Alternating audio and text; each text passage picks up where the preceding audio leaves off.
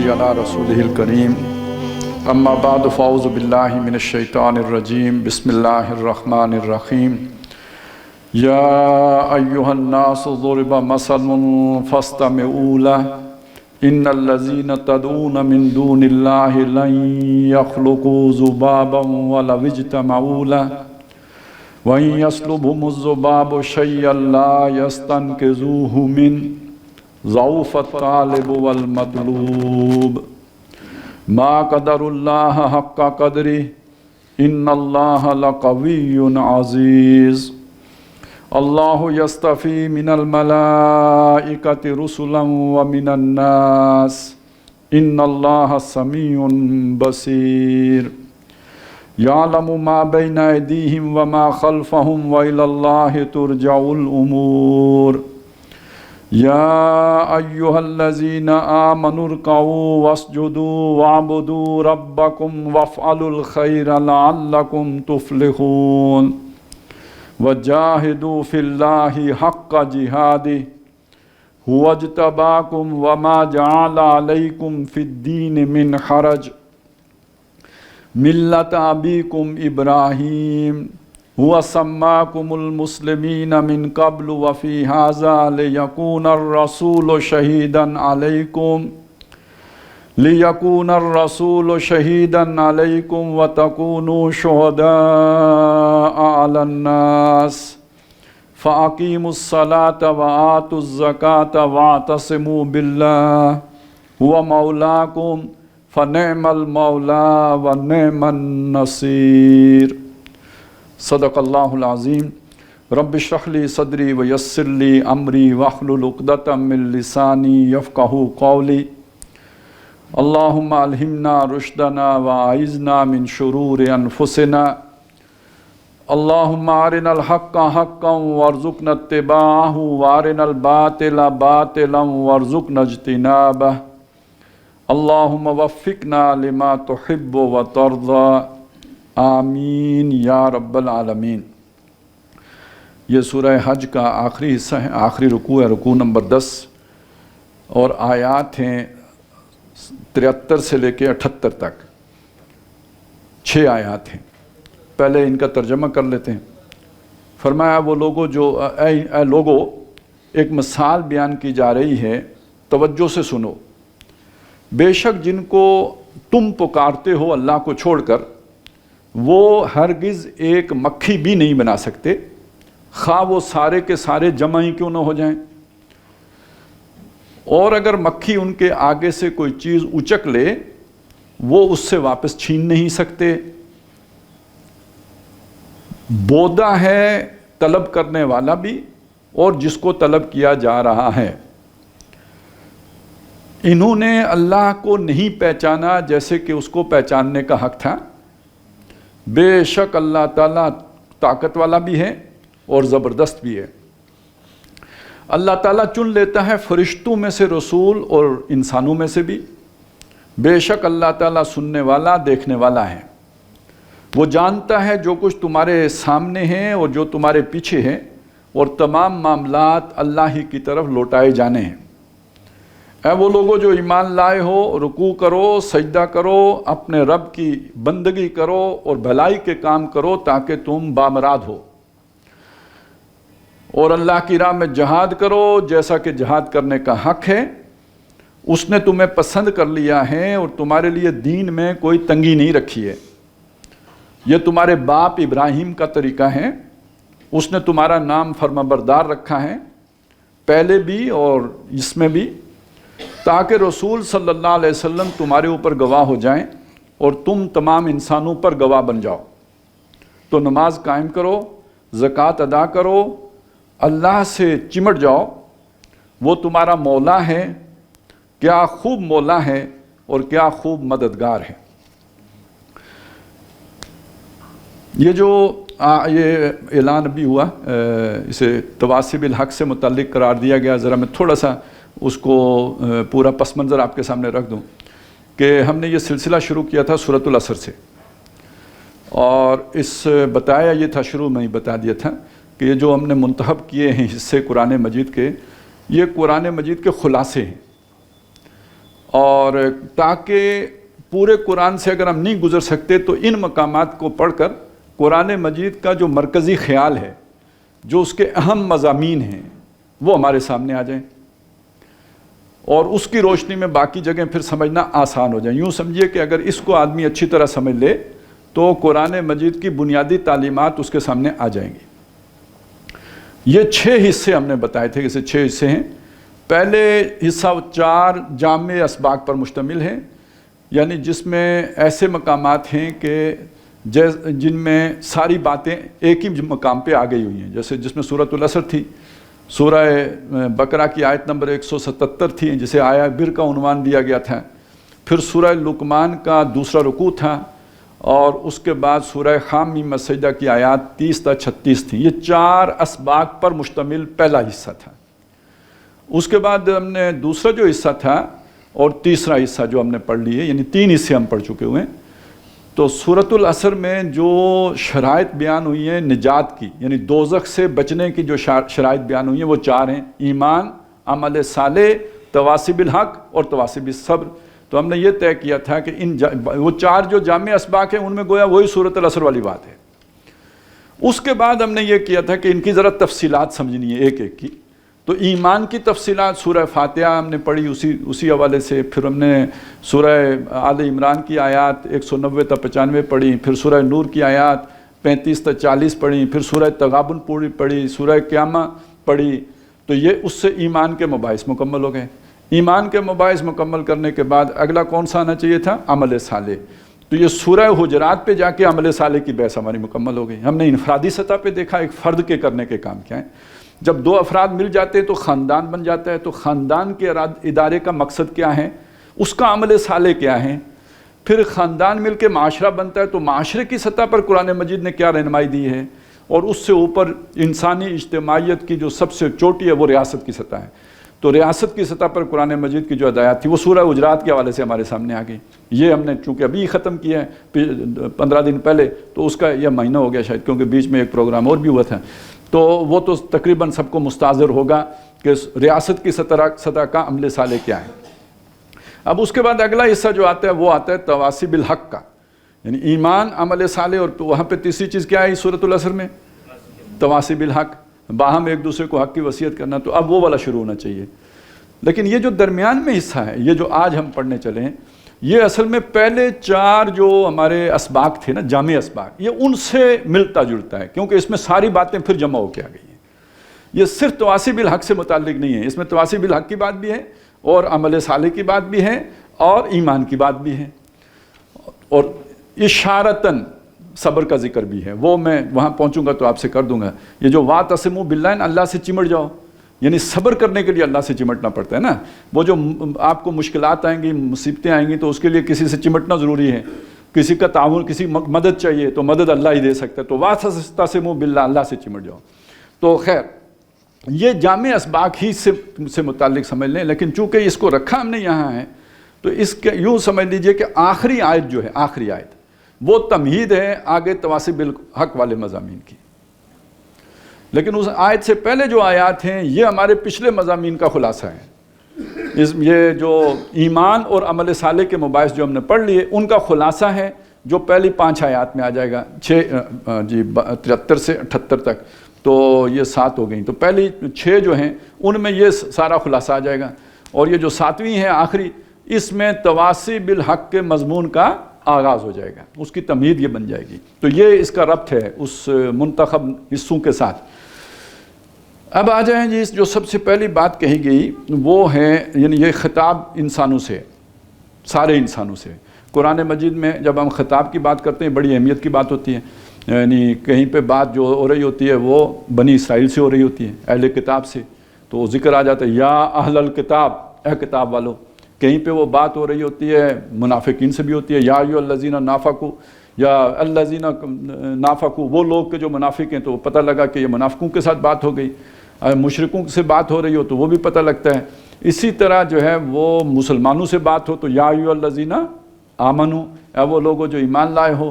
تو یہاں پہ یہ ان میں سے کوئی بات نہیں، یا ایھا الناس، اے لوگو، یعنی دیکھیں ہم تو مسلمان ہو گئے نا، ہم نے کلمہ پڑھ لیا، لیکن اللہ تعالیٰ کا کلام تو سارے انسانوں کے لیے نا، ہدی للناس ہے، تمام انسانوں کے لیے۔ اللہ تعالیٰ نے محمد رسول اللہ کو بھی تمام انسانوں کے لیے بھیجا، صلی اللہ علیہ وسلم رحمت للعالمین بنا کر بھیجا۔ تو قرآن کا پیغام بھی تمام انسانوں کے لیے، لہٰذا یہاں پہ جب بات آئی الناس کی تو اس کا مطلب ہے جو آفاقی پیغام ہے وہ اب آگے آئے گا۔ یہ اب مسلمانوں سے متعلق بات نہیں ہو رہی، یہ انسانوں سے متعلق بات ہو رہی ہے۔ تو تمام انسان اس بات کو سمجھ لیں، یا ایھا الناس، یعنی سب کان کھڑے کر لو، یہ تم سب سے اللہ تعالیٰ خطاب فرما رہا ہے، تمام انسانوں سے۔ اب خطاب کیا ہے؟ ضرب مثل، ایک مثال بیان کی گئی، فاستمعوا لہ، اسے سنو توجہ سے۔ سماعت ہوتی ہے نا، سامعین ہم کہتے ہیں، سامعین سننے والا یا سننے والے، ٹھیک ہے؟ تو وہ حاضرین اور ناظرین اور سامعین، یہ آپ سنتے پڑھتے ہی رہتے ہیں، تو اسی سے یہ لفظ بنا ہے۔ یہاں پہ وہ اس کو باب افتعال میں لے کے گئے ہیں، بلکہ استمعوا، سنو، یعنی اس کے اندر اب یہ معنی آ گیا کہ توجہ سے سنو۔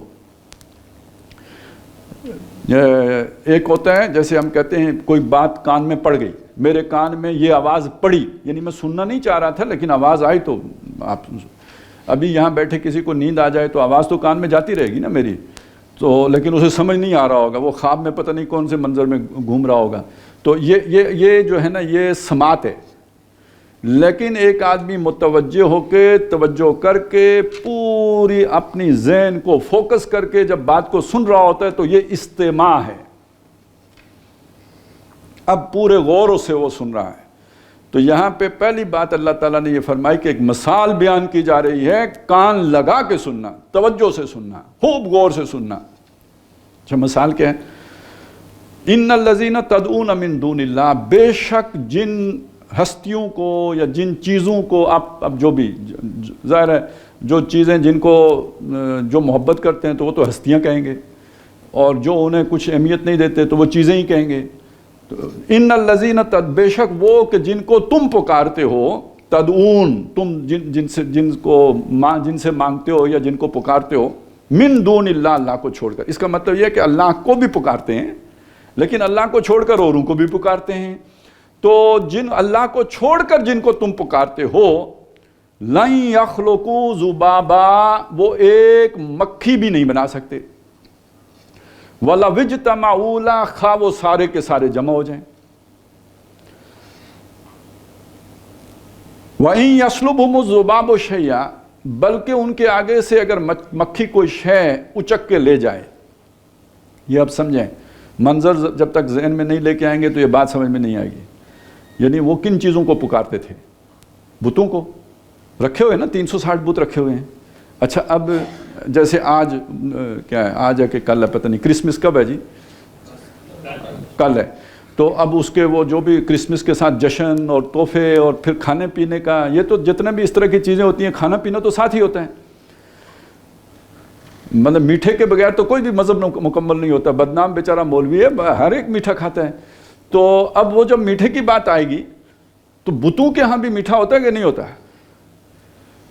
تو کوئی حلوہ، کوئی جلیبیاں، کوئی حلوہ مانڈا، وہ بتوں کے آگے جا کے رکھتے تھے کہ یعنی چڑھاوے چڑھانا جسے کہتے ہیں۔ تو وہ جو چڑھاوے چڑھائے گئے، بت کے آگے رکھے گئے، اب وہ جا کے رکھ تو دیے، وہ کھاتا تو نہیں بت ہیں، وہ کھا سکتا ہی نہیں، وہ تو ہل نہیں سکتا، کھائے گا کیا؟ کون کھائے گا؟ پہلا مسئلہ تو یہ ہے۔ وہ ادھر مچھندر نہیں ہوتے، وہ بڑے بڑے پیٹوں والے، وہ یہی حلوے کھا کے تو اتنے بڑے پیٹ ہوتے ہیں نا ان کے۔ وہ جو وہاں پہ ڈیوٹی دے رہے ہوتے ہیں، مجاور، چلے مچھندر آپ کو اچھا نہیں لگا تو مجاور صحیح نا، جو اس کے پڑوس میں رہتے ہیں، بت کے پڑوس میں جو رہتے ہیں مجاور، وہ کھاتے ہیں وہ سارا۔ لیکن اس کے آنے سے پہلے، چلے وہ تو یعنی مستحق ہے نا، یہ تو سمجھ کے، یعنی اس کا تو استحقاق ہے کہ وہ بتوں کی خدمت کرتا ہے۔ بتوں کو جو فتوحات حاصل ہوتی ہیں تو اس میں سے اس کو مال غنیمت نہ ملے تو اس خدمت کا فائدہ کیا؟ تو وہ اس کا تو حق ہو گیا، وہ تو مستحق ہو گیا، وہ تو پیدا اس کام کے لیے ہوا ہے۔ یہ بیچ میں مکھی جو آ کے بیچ میں کھا کے چلی گئی، وہ تو ابھی اس کو آنے میں دیر ہوئی، وہ کہیں شغل میلے میں گیا ہوا تھا تو کوئی مکھیاں شکیاں بن بنائی تو وہ بھی تو کچھ کھا گئی نا۔ اب وہ جو کھا گئی ان کو تو یہ اڑا نہیں سکتے، روکیں گا کیا؟ تو یہ بتایا کہ بھئی یہ اتنے ان کی قدرت اختیار اتنا بھی نہیں ہے کہ مکھی سے کوئی شے واپس حاصل کر سکیں. لَن يَخْلُقُوا ذُبَابًا، پہلی بات تو یہ کہ مکھی بنا نہیں سکتے. وَإِن يَسْلُبْهُمُ الذُّبَابُ شَيْئًا، اور اگر مکھی کوئی شے لے کے چلی جائے، لا يَسْتَنْقِذُوهُ مِنْ، تو یہ اس سے واپس حاصل نہیں کر سکتے، واپس چھین نہیں سکتے اس سے. اچھا پہلی بات دیکھیے کتنی آسانی سے بات کیا سمجھائی کہ جو مانگنا تو اس سے چاہیے نا کہ جو قادر ہو. بھئی آپ مانگ رہے ہو کہ مجھے کوئی جو ہے نا فلانا میرا مسئلہ حل ہو جائے، وہ مسئلہ حل کر سکے گا تو مسئلہ اس کے بعد اس سے مانگے نا. وہ کر ہی نہ سکتا ہو تو مانگنا فضول ہے یا نہیں؟ آپ کو توشہ خانے سے کوئی چیز چاہیے تو مجھ سے مانگنے سے ملے گی، وہ وزیر اعظم سے مانگیں گے تو ملے گی نا. تو اس کو سمجھ لیں کہ مانگنا اس سے چاہیے کہ جس کا اختیار ہو. جس کا اختیار ہی نہیں اس سے مانگنے کا کیا فائدہ ہے؟ وہ تو ایسے ہی آپ نے اپنی وہ ضائع کر دی انرجی جو اس کو مانگنے پہ لگا دی. اب آپ دیکھیں کہ جو مکھی سے اپنا حلوہ نہیں چھڑا سکتا، تھوڑا سا لے کے گئی ہے، وہ تمہاری ضرورت کہاں سے پوری کرے گا؟ یہ ہے جو بات سمجھائیے اصل میں. اور دوسری بات یہ کہ اللہ تو وہ ہے جس نے عرشیں پیدا کی ہیں، یہ مکھی بھی نہیں بنا سکتے. تو تمہیں اولاد کہاں سے دے دیں گے؟ تمہاری حاجت روائی کیسے کر لیں گے؟ تمہارے داتا کیسے بن جائیں گے؟ ہر کوئی آدمی بندہ عقل کو ہاتھ مارے. اب مجھے بتائیں اس چیز کا کوئی جواب مشرکین مکہ کے پاس ہوگا؟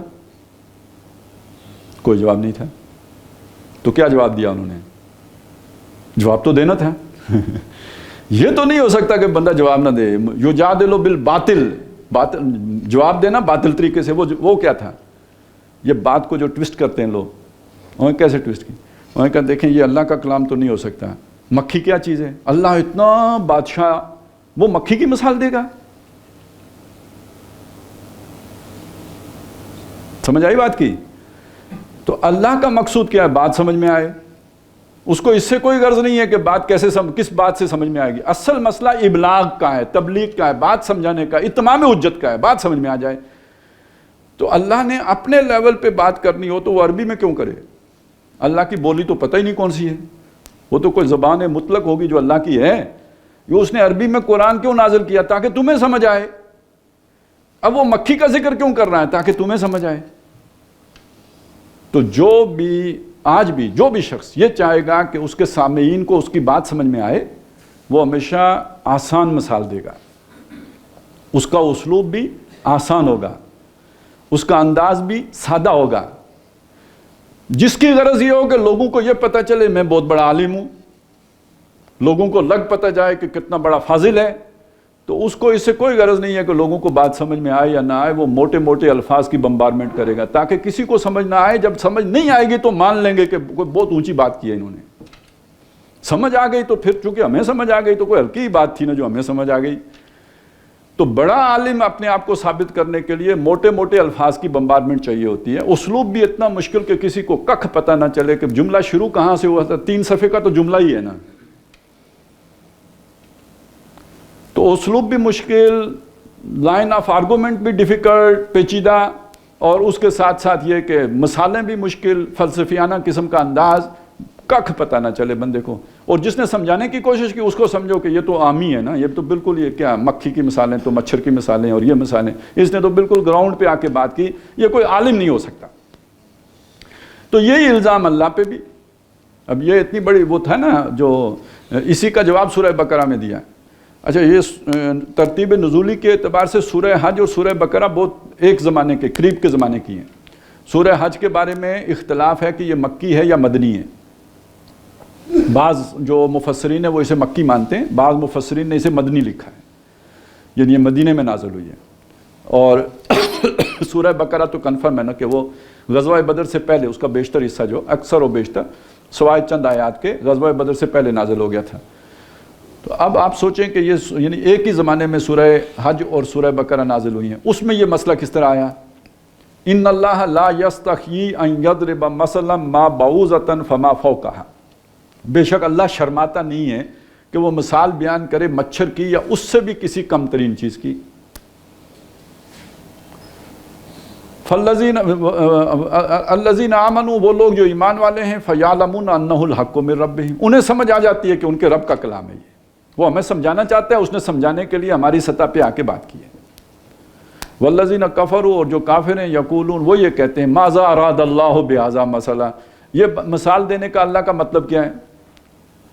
یضل بہ کثیرا ویہدی بہ کثیرا، بات وہی ہوتی ہے، اسی سے کوئی ہدایت پا لیتا ہے، کوئی گمراہ ہو جاتا ہے، اللہ اسے گمراہ کر دیتا ہے، کسی کو ہدایت دے دیتے ہیں۔ یہ گمراہی اور ہدایت اسی سے، یہیں سے بات سمجھ میں آئی، اور وہی بات جو تھی وہ جس سے کہ سمجھ میں آئی دوسرے کے دماغ کو الٹنے کا باعث بن گئی۔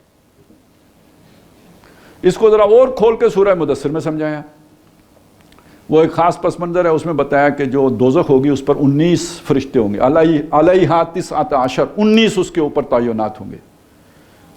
19 کی فگر آئی، یہ نہیں آیا کہ فرشتے ہوں گے، تو مشرکین جو تھے انہوں نے کہا 19 کوئی مسئلہ ہی نہیں، ہم ہزاروں ہیں، 19 کو قابو کرنا کیا مسئلہ ہے؟ یعنی اگر کسی نے اسلام آباد پہ چڑھائی کرنی ہو اور جو آنے والے ہیں وہ لاکھوں کی تعداد میں ہوں، پولیس والے 2-3 ہزار ہوں، تو وہ تو کوئی مسئلہ نہیں ہے نا۔ تو جب 19 بندے ہوں گے تو ان کو ہم ہزاروں قابو کر لیں گے۔ وہاں کوئی پہلوان تھا بڑا طاقتور، اس نے کہا یار مسئلہ 17 کو تو میں دیکھ لوں گا، باقی 2 کو تم سنبھال لینا۔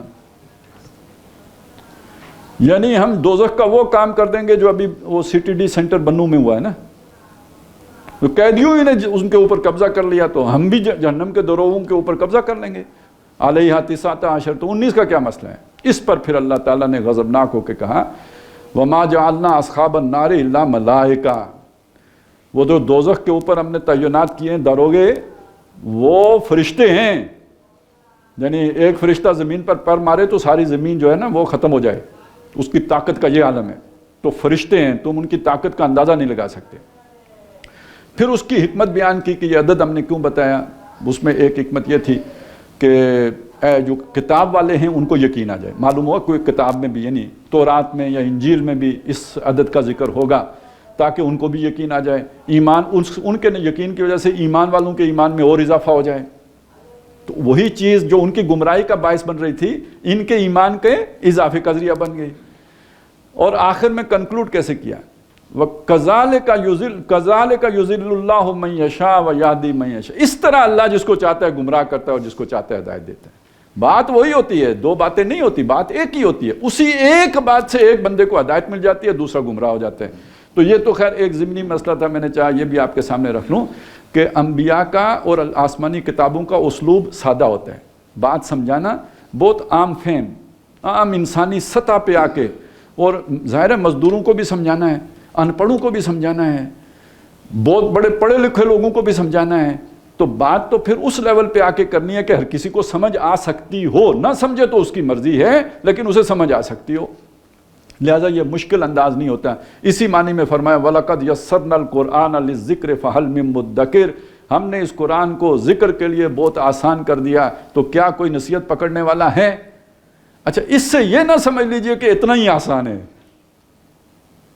بعض مضامین ظاہراً الفاظ میں بہت سادہ ہوتے ہیں، لیکن ان کے اندر جو سمندر پنہا ہوتا ہے معنی کا، وہ اس تک پہنچنا ہر آدمی کے بس کی بات نہیں ہوتی۔ تو اس اعتبار سے قرآن مجید آسان کتاب ہے کہ جو اصل مضمون ہے وہ بہت جلدی سمجھ آ جاتا ہے، یعنی ہدایت والا۔ لیکن جو اس کے اندر علم و حکمت کے موتی ہیں وہ ایک دم سمجھ میں نہیں آتی، اس کے لیے غور و فکر، تدبر اور سالہ سال کا مطالعہ، ساری زندگی کھپا کے بھی کوئی یہ نہیں کہہ سکتا کہ میں نے قرآن مجید کے علم کا جو بھی سمندر ہے اس کو پاٹ لیا ہے، اس کو عبور کر لیا ہے، اس پر میری کامل دسترس ہو گئی ہے، عبور حاصل ہو گیا ہے، یہ کبھی نہیں ہو سکتا۔ اس کے لا تنقضی عجائبہ، اس کے عجائبات معنی کے کبھی ختم نہیں ہو سکتے۔ تو یہ تو اللہ کا کلام ہونے کے ناطے اس کی گہرائی کا عالم ہے، لیکن یہ کہ بہرحال جو ہماری ضرورت ہے اس کو پورا کرنے کے اعتبار سے بہت سادہ، بالکل عام ہے۔ تو اب دیکھیے کتنی آسانی سے بات سمجھا دی۔ جب انہیں لگا ہوگا اصل میں یہ تو عوام کی سطح پہ آ کے بات سمجھ میں آ جائے گی نا، ایک عامی کی بھی سمجھ میں آ جائے گی کہ یہ جو مکھی سے اپنی چیز نہیں چھڑا سکتا میری حاجت کیسے پوری کرے گا، اور اس کا تو اس کے ساتھ کوئی مفاد بھی نہیں ہے، کیونکہ وہ تو حلوے نہیں کھاتا، وہ تو حلوے دیتا ہے، مفاد اس کا ہے جو حلوے کھاتا ہے۔ اب اس نے بات کو پلٹنا ہے تاکہ حلوے آتے رہیں، حلوے رکے نا۔ جمعرات کے پراٹھے بھی آتے رہیں، وہ کہیں رک نہ جائیں۔ تو اس نے پھر پلٹا یہ مارا کہ اللہ کا کلام ہوتا تو مکھی کی مثال کیوں ہوتی، کوئی بہت بڑی مثال ہوتی، ہلکی مثال اللہ نے کیوں دی؟ تو بہرحال اللہ نے تو بات سمجھا دی۔ اب اس کے بعد اب وہ جو میں نے ابھی آپ کو بات کہی نا، وہ اب آ گئی، مشکل بات آ گئی، گہری بات بھی آ گئی۔ وہ سادہ بات تو ہو گئی، اب ذرا گہری بات سنیں۔ ضعف الطالب والمطلوب، ضعف کمزوری، اسی سے ہم جو بندہ بوڑھا ہو جائے اسے ضعیف کہتے ہیں۔ ضعف بڑھاپے کو نہیں کہتے، بڑھاپے میں ہو جانے والی کمزوری کو کہتے ہیں۔ تو وہ یعنی ضعف یعنی وہ کہ جو کمزور ہے۔ تو کون؟ طالب، اردو میں استعمال کرتے ہیں ہم کس کے لیے؟ طالب دعا، دعا کا طلبگار، ٹھیک ہے۔ مطلوب، وہ آپ کی خیریت نیک مطلوب ہے۔ پرانا خط جسے وہ یاد ہو، وہ جو لکھا کرتے تھے تو اس میں یہ آتا ہے نا، یہاں سب خیریت ہے، آپ کی خیریت نیک مطلوب ہے، یعنی میری خواہش یہ ہے کہ آپ بھی باخیریت ہوں، یعنی مجھے یہ طلب ہے کہ آپ بھی خیریت سے ہوں۔ تو مطلوب وہ کہ جس کو طلب کیا جا رہا ہے، اور طالب وہ کہ جو طلب کر رہا ہے۔ جیسے قاتل و مقتول ہے، قاتل کون ہوتا ہے؟ قتل کرنے والا، اور مقتول کون ہوتا ہے؟ جس کو قتل کیا گیا ہو۔ تو مطلوب وہ ہے جسے طلب کیا گیا، اور طالب وہ ہے جس نے طلب کیا۔ تو ضعف الطالب والمطلوب، طالب یعنی طلب کرنے والا، مطلوب جس کو طلب کیا گیا، دونوں کمزور ہیں۔ اب یہ جو پیچھے سے مضمون چلا آ رہا تھا اس کی روشنی میں دیکھیں تو کمزوری کا مطلب کیا ہے؟ یعنی مطلوب کون ہے؟ بت، ان کی محبت چاہی جا رہی ہے نا، وہ ان کی کمزوری بتا دی کہ وہ تو مکھی بھی نہیں بنا سکتے اور مکھی سے کچھ واپس بھی نہیں چھین سکتے، یہ ان کی کمزوری ہے۔ یہ طالب جو ہے یہ کون ہے؟ جو ان سے طلب کر رہا ہے، اپنی ضرورتیں ان کے سامنے پیش کر رہا ہے، جو ان کا بندہ بنا ہوا ہے، جو ان کا عبادت گزار ہے، جو ان کی پرستش کرتا ہے، یہ طالب ہے۔ اور یہ سب کیوں کرتا ہے؟ تاکہ اس کی ضرورتیں پوری کریں۔ یہ دولت کی دیوی ہے، یہ محبت کی دیوی ہے، یہ جو ہے کھیتی باڑی کی دیوی ہے، یہ سارا جو دیوی دیوتاؤں کا سلسلہ ہوتا ہے یہ اپنی ضروریات کے تابع ہی ہوتا ہے نا سارا۔ میرے کام آئیں گے، کارساز ہیں، یہ محبت کا کارساز، یہ دولت کا کارساز، یہ کاروبار کا کارساز، یہ رشتہ داریوں کے کارساز، تو یہ سارے مختلف بنائے ہوئے ہوتے ہیں۔ تو یہ دوسرا کیوں کمزور ہو گیا؟ مطلوب کی کمزوری تو بیان کر دی، طالب کی کمزوری کا تو وہ کیسے کمزور ہو جائے گا؟ اب یہاں سے پھر یہ کیوں ایک سوال ہے، اس کا جواب حاصل کرنے کے لیے عقل کا گھوڑا دوڑانا پڑے گا، یہاں تو جواب موجود نہیں ہے۔ اب اس کا تعلق آپ کی عقل سے ہے، اس کا تعلق آپ کے تجربے سے ہے، اس کا تعلق آپ کے دنیاوی علم سے ہے۔ اور اب اس کو کیسے سمجھ لیں؟ ہمارا یہ علم ہے، ہمارا یہ تجربہ ہے، ہمارا یہ مشاہدہ ہے کہ جو آدمی جس کا مقصد زندگی گھٹیا ہوگا اس کا اپنا کردار بھی اسی کے مطابق گھٹیا ہوگا، اور جس کا مقصد زندگی اعلیٰ ہوگا اس کا کردار بھی اعلیٰ ہوگا۔ اب میں اس بات کو بالکل ذرا سادگی سے، اسی طرح جیسے قرآن نے سادگی سے سمجھائی تو میں بھی سادگی سے آپ کو سمجھانا چاہتا ہوں۔ اب آپ جو چاہیں پھر اس کے بعد سمجھیں۔ دیکھیں، زندہ کتا بھی ہے، اس نے اپنے زندہ رہنے کا فیصلہ نہیں کیا، وہ یہ اس کی کوئی ایسی اس کے اندر جو ہے نا شعوری یہ کوئی ارادہ نہیں ہے کہ میں زندہ رہوں گا، لیکن اس کی جب بھوک لگتی ہے وہ ہر طرف گھومتا ہے کہ مجھے روٹی مل جائے، اور اسے روٹی ملتی ہے، وہ کھاتا ہے اور بیٹھ جاتا ہے، اور دن ہو تو سو جاتا ہے، رات ہو تو جاگتا رہتا ہے۔ نہ اس نے جاگنے کا ارادہ کیا تھا رات کو، نہ دن کو سونے کا ارادہ کیا تھا، نہ روٹی کھانے کا ارادہ کیا تھا، یہ کوئی اس کا فیصلہ نہیں ہے، اس کی جبلت ہے رات کو جاگنا اور دن کو سونا، یہ اس کی جبلت ہے، اللہ نے بنایا ہی ایسا ہے، سافٹ ویئر ہی یہی ہے اس کا۔ بھوک لگے گی تو وہ گھومے گا ادھر ادھر ہر طرف ڈھونڈے گا، جب کھا پی لے گا پیٹ بھرے گا بس ریلیکس۔ اس کی جو مادہ ہے اس کی مخصوص ایام میں کوئی خاص بو جب وہ اس کے اندر پیدا ہوگی، سارے کتے بے چین ہو کے اس کے پیچھے جو ہے وہ لائن لگا لیں گے، اور وہ جب تک اس کی وہ بو رہے گی وہ اس کا پیچھا کرتے رہیں گے۔ جب وہ بو مٹ جائے گی اس کے بعد کتوں کی بھی وہ جو بھی انسٹنکٹ جاگی تھی، وہ جو ان کا رڈار بیدار ہوا تھا، وہ متحرک ہوا تھا، وہ بھی بس چپ کر کے بیٹھ جائیں گے۔ اب ان کے اندر کوئی مزید اس کے لیے کوئی جستجو نہیں، یعنی وہ کام بھی انہوں نے ارادے سے نہیں کیا، ان کی جبلت تھی جس نے ان سے وہ کام کرا دیا۔ تو جتنے بھی حیوانات ہیں ان کو زندگی کی جو ضرورتیں اللہ نے ان کے اندر رکھی ہوئی ہیں، جبلتیں، وہ انہیں زندہ رکھتی ہیں. جب وہ کوئی جبلی ضرورت پیدا ہوتی ہے تو اب وہ اس کے لیے بے چین ہو جاتے ہیں. جب تک وہ ضرورت پوری نہیں ہو جاتی وہ متحرک رہتے ہیں. پوری ہو گئی تو وہ ریسٹ پہ آ گئے، ریلیکس ہو گئے. اس کے مقابلے میں انسان کا معاملہ کیا ہے؟ جبلتیں اس کی بھی ساری وہی ہیں، جو حیوانوں کی جبلتیں ہیں وہی اس کی بھی ہیں. یہ اگر اپنا کوئی شعوری فیصلہ نہیں کرتا تو زندہ تو یہ بھی رہے گا. ان سے ذرا بہتر زندگی ہوگی، کیونکہ بچے وہ اپنے بچوں کی فکر نہیں کریں گے، یہ اپنے بچوں کی بھی فکر کرے گا. لیکن جبلی ضرورت کے تحت بچوں سے محبت ہوتی ہے کہ نہیں ہوتی؟ اس لیے محبت کرتے ہیں کہ قرآن مجید میں لکھا ہوا ہے کہ اپنے بچوں سے محبت کرو. سب کو محبت ہوتی ہے بچوں سے، انسان تمام اپنے بچوں سے محبت کرتے ہیں. کیوں؟ جیسے وہ میں نے آپ کو مثال دی حیوانوں کی، ایسے ہی ان کی محبت جبلت میں رکھ دی گئی ہے، محبت تو کریں گے بچوں سے. کاروبار کی محبت ہے کہ نہیں ہے؟ مال دولت اسباب کی محبت ہے یا نہیں ہے؟ تو یہ جبلی طور پر انسان کے اندر ڈال دی گئی ہے، یعنی اس کے سافٹ ویئر میں انسٹال کر دی گئی ہے. زُيِّنَ لِلنَّاسِ حُبُّ الشَّهَوَاتِ مِنَ النِّسَاءِ وَالْبَنِينَ وَالْقَنَاطِيرِ الْمُقَنطَرَةِ مِنَ الذَّهَبِ وَالْفِضَّةِ وَالْخَيْلِ الْمُسَوَّمَةِ وَالْأَنْعَامِ وَالْحَرْثِ. مزین کر دی گئی، کھبا دی گئی، پرکشش بنا دی گئی، اٹریکٹیو کر دی گئی انسان کے لیے. عورتوں کی شہوت کی محبت، بیٹوں کی محبت، خزانے سونے اور چاندی کے ان کی محبت. یعنی وہ تو کتا تو ایک دفعہ کھا کے جو کہ بے ہوش ہو کے پڑ جائے گا، یہ خزانے، یہ بے ہوش نہیں ہوتا ہے، یہ تو ابھی کھایا ہے تو شام کا، اور نہیں پورے مہینے کا، نہیں پوری نسل کا، نہیں اگلی 10 نسلوں کا. اس کی تو بھوک ہی نہیں مٹتی. لہذا ڈھیر سونے اور چاندی کے ڈھیر. اور پھر اس کے بعد مال کی محبت. یہ مال سے مراد مال مویشی، ڈھور ڈھنگر، وہ گھوڑے پالنا، بھینسیں. یہ جو حضرات ریٹائرڈ ہو کے جا کے تو فارم ہاؤس بناتے ہیں، تو کیوں بناتے ہیں؟ وہ کوئی اصل میں کچھ ابھی تسکین نہیں ہوئی تھی نا جبلت کی، اس والی کی. وہ ذرا مصروف تھے، دفتر میں بیٹھتے تھے صاحب، چھڑی تھی ہاتھ میں، وہ دوسرے والی چھڑی تھی. تو یہ والی بھینس والی چھڑی بھی کبھی تو شوق ہے نا. وہ چھڑی تو گئی، تو اب یہ والی چھڑی ہونی چاہیے. کوئی بیل بوٹے، کوئی تھوڑی کچن گارڈننگ، یہ کیا ہے؟ یہ وہ اندر وہ سوئے ہوا جذبہ تھا جو اب جب سمجھا کہ اب باقی کام ختم ہو گئے تو وہ اندر سے اٹھ کھڑا ہوا. اس کی تسکین نہیں ہوئی تھی تو اس نے کہا میری بھی گریٹیفیکیشن ہونی چاہیے. تو فارم ہاؤسوں کا کاروبار چل جائے گا. ساتھ پراپرٹی والوں کی تو ویسے ہی چاندنی ہو جائے گی، تو چلیں ان کی بھی اس طرح تسکین ہو جائے گی. تو یہ سمجھ لیجئے یہ کیا ہے؟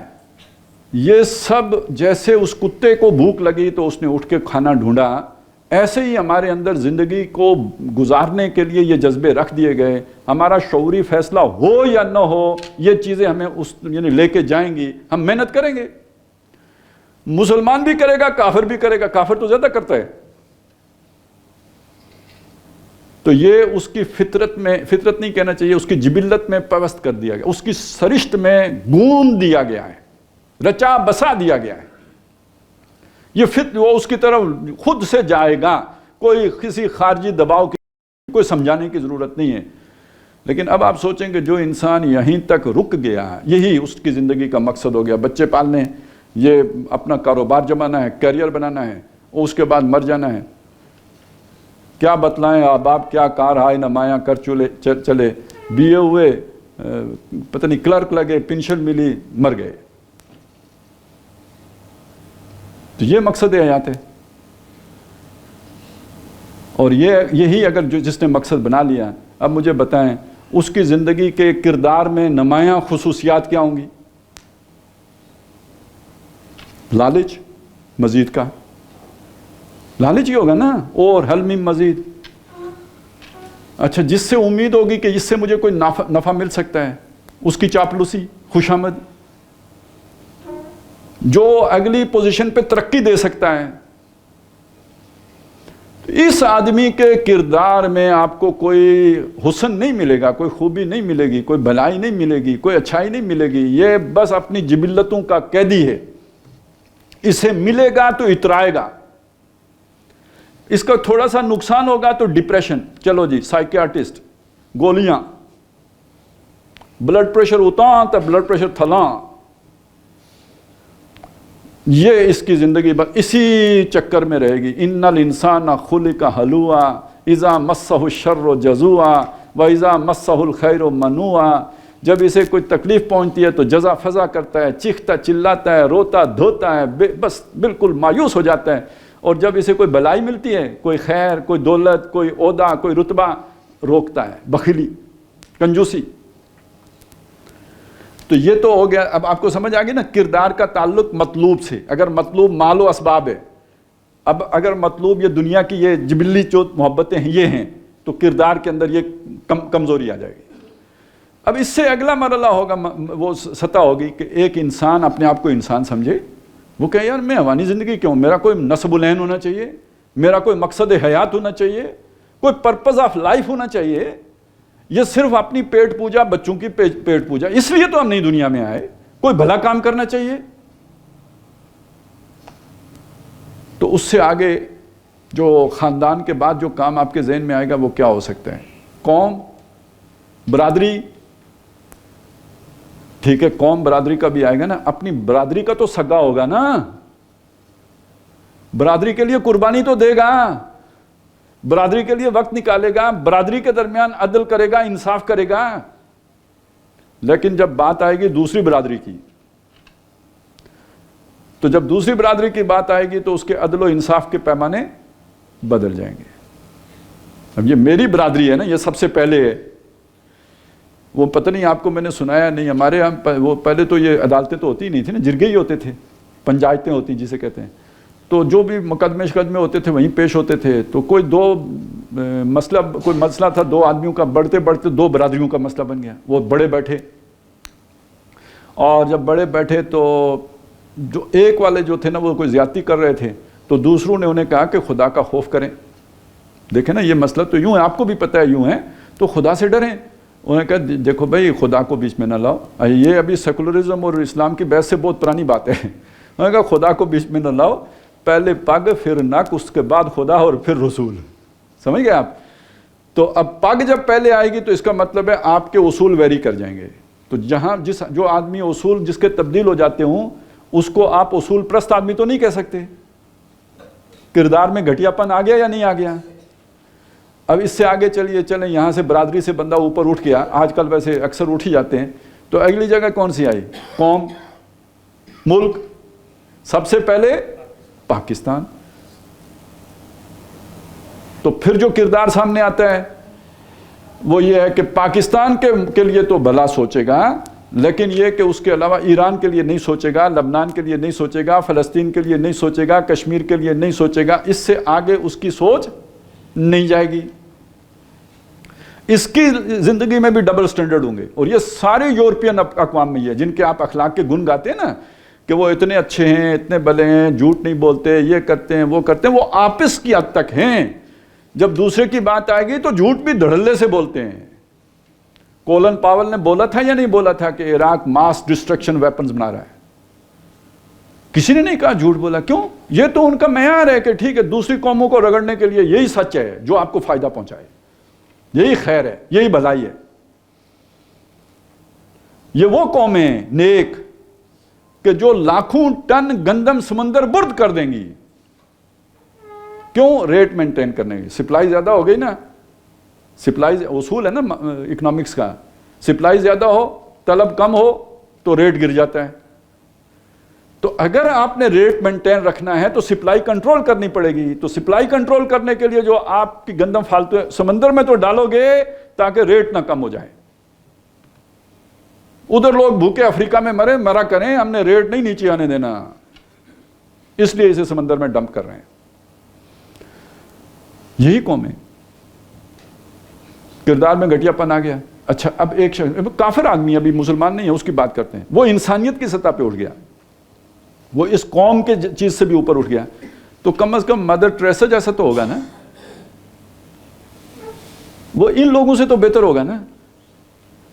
وہ ان اپنی حکومتوں کے اس طرح کے اقدامات کے اوپر تنقید کرتا آپ کو ملے گا. اس کے اصول پھر بھی آپ کو گلوبل ملیں گے. اب اس سے اوپر اٹھ کے جو اللہ کا ہو گیا وہ تو اپنی ذات سے بھی اوپر اٹھ گیا, بہت ہی اوپر اٹھ گیا نا. وہ اپنی قوم سے، اپنی ذات سے، اپنی انسانیت سے، ہر شے سے اوپر، سب سے، جس کا نصب العین، جس کا مقصود، جس کا مطلوب اللہ ہو گیا، اب اس کی شخصیت میں جو نکھار آئے گا، یہ سارے انبیاء کو دیکھ لینا، محمد الرسول اللہ والذین معاہ ان کو دیکھ لینا، حضرت عمر اور ان کے جو باقی جو ساتھی تھے، پھر یہ شخصیتیں بنتی ہیں۔ 1500 سال گزرنے کے بعد بھی لوگ مطلب ان کی شخصیتوں کے اوپر اس طرح کا کوئی داغ دبا نہیں تلاش کر سکے، جو بعد میں ہمارے ہی حکمرانوں نے جس کے مظاہر دکھائے ہیں، جو ٹھیک ہے وہ آپ کے ان خلفاء کے دور میں تو وہ سارا کچھ ہوا ہے جو اصل میں ملوک تھے، لیکن جو محمد الرسول اللہ کے تربیت یافتہ تھے، جن کا مطلوب و مقصود خدا بن گیا تھا، اللہ بن گیا تھا، ان کے کردار کے اندر تو اس طرح کا کوئی جو آپ کو کجی یا کمی یا کمزوری یا نقص کا پہلو نظر نہیں آئے گا۔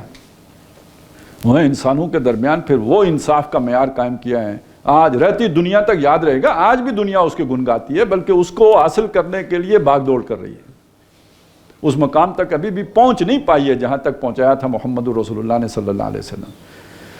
تو اب یہ دیکھیے نا کتنی بھاری بات ہوگی، ضعف الطالب والمطلوب، جس کا مطلوب گھٹیا ہوگا وہ خود بھی اتنا ہی گھٹیا ہوگا، اور جس کا مطلوب اعلیٰ و عرفہ ہوگا اس کا اپنے کردار کے اندر بھی اتنے ہی ترفع آ جائے گا۔ اب جس کا مطلوب اللہ ہو جائے تو اللہ کون ہے؟ وہ آمنت باللہ کما ہوا باسمائہ و صفاتہ نا، اور اس کی اسماء و صفات سبحانہ و تعالی پاک ہے اور بلند، الملک القدوس السلام المؤمن المہیمن العزیز الجبار المتکبر۔ تو یہ جو اللہ ہے یہ اس کا رنگ ہے نا، یہ اس کا رنگ بیان ہوا ہے نا، تو صبغۃ اللہ ومن احسن من اللہ صبغہ، اللہ کے رنگ سے اعلیٰ رنگ، احسن رنگ، بہترین رنگ کون سا ہوگا؟ تو جو اللہ کو مطلوب بنا لے، اللہ کے رنگ کا کوئی شیڈ اس میں نہیں آئے گا، قہاری و غفاری و جبروت، وہ جو کیا ہے وہ جبروت کے بعد کیا، قہاری و غفاری و قدوسی و جبروت، یہ 4 عناصروں تو بنتا ہے مسلمان، تو یہ رنگ آیا کہ نہیں آیا؟ اور وہ جو آپ اگر دیکھیں نا کہ یہ رنگ پیدا کیسے ہوتا ہے، بندہ یہی ہے، نصب العین وہ بن گیا اور پکڑ لیا اس نے قرآن کو، لو انزلنا ھذا القرآن علی جبل لرأیتہ خاشعا متصدعا من خشیۃ اللہ، یہ جو جبلتیں ہیں یہ گویا پہاڑ ہیں جن کے نیچے انسان دبا ہوا ہے، یہ قرآن آ کے اس پہاڑ کو الٹ دیتا ہے، جب یہ اٹھتا ہے تو اس کے اندر سے وہ گٹھلی نکلتی ہے جس میں اللہ کا رنگ ہوتا ہے۔ جیسے پانی برستا ہے نا تو زمین کے اندر جو دانہ ہوتا ہے، بیج ہوتا ہے، تو زمین اوپر سے پھٹتی ہے تو وہ دانہ وہ نکلتی ہے نا بالی، اس طرح یوں سمجھے کہ یہ انسان کی یہ جبلی وجود پھٹتا ہے تو اس کے اندر سے وہ بیج برآمد ہوتا ہے جس پہ اللہ کا رنگ چڑھا ہوتا ہے۔ تو ضعف الطالب والمطلوب کے اندر یہ ساری بات آ گئی۔ تو گویا بندہ مومن کا مطلوب کون ہے؟ مطلوب یہ سمجھ لیں، باقی سارے اس کے تابع ہو گیا، اور سارا جھگڑا ہی یہی ہے۔ یہ لمبی لمبی باتیں کوئی لمبے حساب نہیں ہیں، اصل تو مسئلہ یہ ہے تمہارا مطلوب کون تھا آخرت میں، پوچھنا یہ ہے۔ بما قدم و آخر، مقدم کس کو کیا تھا، مؤخر کس کو کیا تھا، آگے کسے رکھا تھا، پیچھے کسے ڈالا تھا۔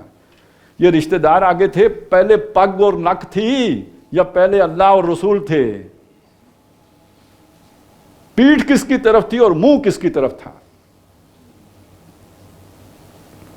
تو یہ انی وجہت وجہی للذی فطر السماوات والارض حنیفا وما انا من المشرکین، تو یہ اب سمجھ میں آ رہی ہے نا، ہر شے سے منہ موڑ کے یکسو ہو کے اللہ کو مطلوب بنا لینا، اب یہ ہے اس کا نتیجہ۔ اور اگر یہ نہیں ہے تو پھر اگر آپ دیکھیں نا تو آخرت کے جو فیصلے ہیں اس کی جو بنیاد بیان کی گئی ہے کیا ہے؟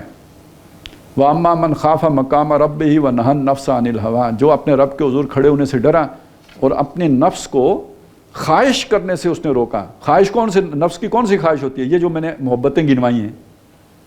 روکنے کا یہ مطلب تو نہیں کہ ان سب کو بالکل ان سے تعلق ہی توڑ لیا، نہیں، ان کو حد سے بڑھنے سے روکا۔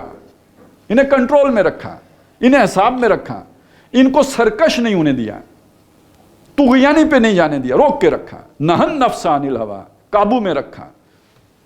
یہ تو ہو گیا وہ کہ جو کامیاب ہو گیا. فإن الجنۃ ہی الماویٰ, اس کا ٹھکانہ جنت ہوگا. اس سے پہلے آ گیا فأما من طغیٰ, جس نے طغیانی کی. طغیانی کیا ہوئی؟ وہی جو نفسانی خواہشات ہیں وہ لامحدود ہو گئی. اب وہ سیکسول گریٹیفیکیشن ہے تو اس کے لیے پھر بندہ جو ہے نا, میرا جسم میری مرضی تک چلا گیا.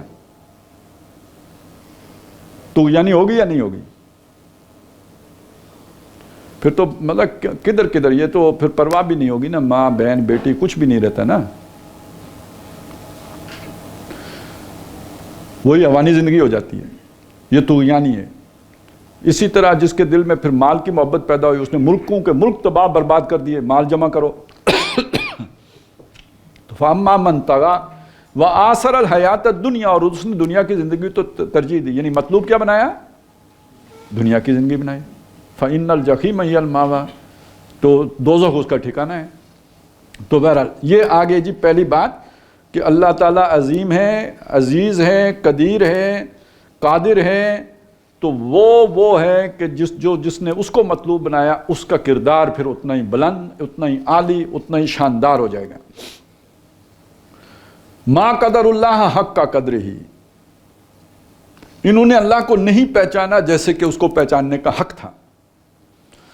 یہ بات کیوں کہی یہاں پہ کہ دیکھیں انسان کی فطرت میں جیسے وہ چیزیں ہیں نا, مال کی محبت, اولاد کی محبت, ایسے ہی انسان کی فطرت میں یہ چیز بھی ہے کہ وہ اعلیٰ سے اعلیٰ کی تلاش میں رہتا ہے جستجو کہ خوب سے ہے خوب تر کہاں. یہ انسان کی ایک اس کے اندر یہ چیز موجود ہے, اور یہ اللہ نے رکھی ہے. وہ جو میکینزم بنایا یا جو سافٹ ویئر بنایا اس کے اندر یہ رکھا ہے کہ اعلیٰ سے اعلیٰ کی جستجو. اب یہ اللہ کو چھوڑ کر یہاں پہ کیوں رک گئے, اعلیٰ کی طرف کیوں نہیں گئے؟ اس لیے کہ یہ اللہ کو پہچان نہیں سکے, اللہ کو جان نہیں سکے. انہوں نے یہ سمجھا یہ اعلیٰ چیز ہے. تو ان کی عقل کا قصور ہے, ان کی سمجھ کا قصور ہے, ان کے فہم کا قصور ہے. اب یہ دیکھیے یہاں پہ دو چیزیں سمجھ لیں. ہم نے سورہ لقمان میں جو پڑھا تھا نا حکمت, وہ دو چیزوں کے مجموعے کا نام ہے. عقل کا سلیم ہونا, فطرت کا سلیم ہونا. فطرت کی سلامتی کیا ہے؟ فطرت کی سلامتی یہ ہے کہ جستجو رہے خوب سے خوب تر کی. عقل کی سلامتی کیا ہے؟ وہ پہچان بھی لے کہ سب سے خوب کون ہے. اب اگر فطرت کو تو تلاش ہے خوب تر کی, اور عقل خوب تر کو پہچان نہیں سکتی, تو وہ جو ساری خوب تر کی محبت ہے کسی کم تر پر نکلنے لگے گی. اور جب تک اس سے میل نہیں ہو جائے گا نا, تو اسی کی محبت میں بندہ دیوانہ رہے گا. وہ جو آپ کہانیاں پڑھتے ہیں نا, جتنی بھی لیلا مجنوں کی اور پتہ نہیں سسی پنوں کی اور کس کس کی جتنوں کی پڑھتے ہیں, ان سب کی محبت توڑ نہیں چڑھی, اس لیے کہانی بن گئی.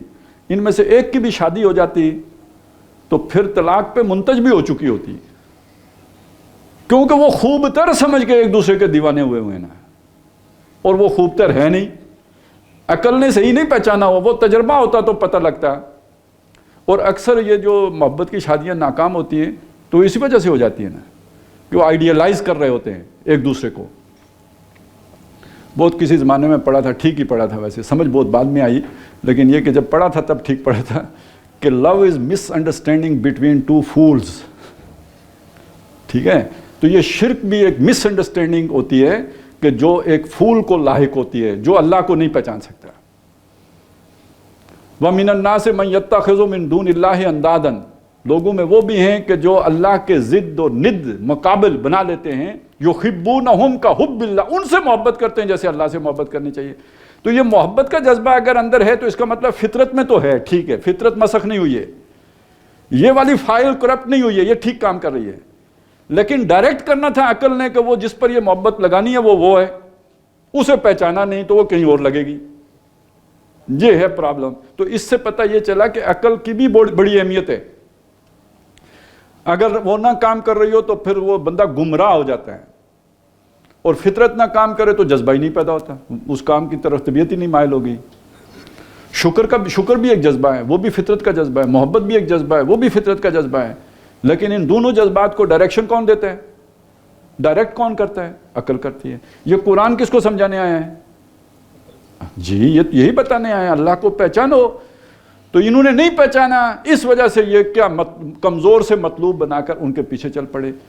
اور اسی پہ اب سمجھ لیں جنہوں نے انسانیت کو مطلوب بنایا نا، وہ بھی اللہ کو نہیں پہچان سکے، تب انسانیت کو مطلوب بنایا۔ جنہوں نے قوم کو مطلوب بنایا وہ بھی اللہ کو نہیں پہچان سکے، تب قوم کو مطلوب بنایا۔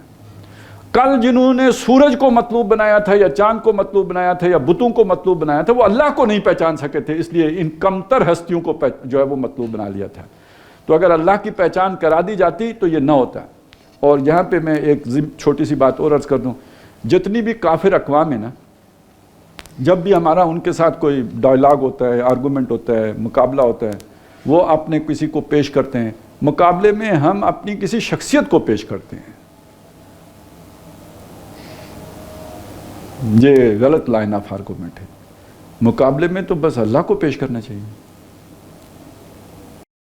دیکھیں نا، وہ تو جو بھی جن کو بھی وہ پوجا کر رہے ہیں اللہ کے مقابلے میں کر رہے ہیں نا، تو مقابلے میں تعریف، مقابلے میں پہچان، مقابلے میں تعارف ہمیں جو پیش کرنا چاہیے، وہ تو کوئی ضرورت نہیں ہے اسلام کا تعارف پیش کرنے کی، کوئی ضرورت نہیں ہے کسی بڑی شخصیت کا تعارف پیش کرنے کی، پہلی ضرورت اللہ کی پہچان کرانے کی ہے۔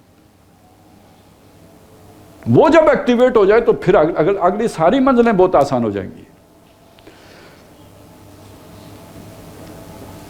ما قدر اللہ حق کا قدری ان اللہ لقوی عزیز، بے شک اللہ تعالیٰ قوت والا بھی ہے، زبردست بھی ہے۔ یعنی یہ تو بہت کمزور ہیں، اللہ طاقت والا بھی ہے، زبردست بھی ہے۔ آج میرا خیال ہے اسی پہ ہم اکتفا کر لیں، 2 آیتیں ہو گئی ہیں، تو اس پہ وہ ایمان باللہ کی جو دعوت تھی، جو اس کی طرف پکار تھی، انسانوں کو جو پکار لگائی گئی، پہلے نمبر پر پہلا نقطہ، نمبر 1، وہ 6 نمبروں میں سے پہلا نمبر کہہ لیجئے، وہ اللہ کی پہچان پہ بات آ کے ختم ہوئی ہے۔ یعنی دعوت جو انسانوں کو دینی ہے وہ اللہ کی پہچان کرانی ہے۔ اگر آپ اللہ کی پہچان کرا دیں گے، جس کی بھی فطرت سلیم ہوگی وہ اللہ کی طرف خود لپکے گا، کیونکہ وہ محبت کا جذبہ اس کے اندر جو آئیڈیل ہوتا ہے اس کے لیے موجود ہوتا ہے۔